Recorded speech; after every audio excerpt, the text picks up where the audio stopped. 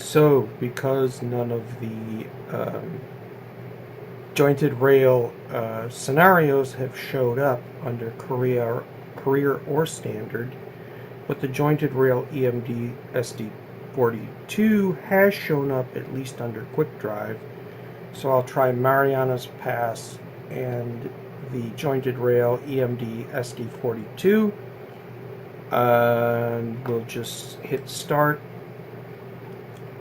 And what will problem is that the train doesn't do anything. It just, no matter where I put it on, no matter what route I put it on, because I don't have the scenarios, because none of the scenarios that were supposed to come with it have loaded. By the way, this is the 32-bit edition. So here we are in the cab, right? And if I go to the outside, notice that everything is sort of set to 0 or off. The reverser starts out in reverse, but I know that has to be changed. All these switches, the fuel pump, all of these start in the off position. Up here we start with the isolation switch in the start-stop position. There's no auto start on this thing, but it doesn't matter. I've tried auto start locos as well, and they didn't. Although moving the reverser to forward caused the bell to sound, nothing else did anything. Okay, so here we're sitting. I'm going to go to the outside for a moment so you can see that this thing is like chugging. But it doesn't matter, because no matter what I do, if I put it in run, if I put it in field generator, I don't know what the heck's chugging under there. It really doesn't matter to me. Whatever it is, if it's the engine, it sure as heck ain't making anything move. And I've tried various different things to see if I could get it to work. But essentially this loco never moves. So what we'll do is we'll go back inside, right? And I'm looking at manual engine start under the on page 20 of the instructions, and it says that it requires me to prime the engine, which means hold Shift P for at least 6 seconds.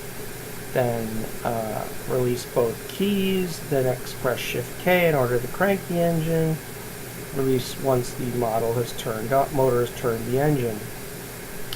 So first thing it says, put the reverser in center, which it is. Throttle to idle, which it's already there, but as you can see, independent brake to a minimum of 11%.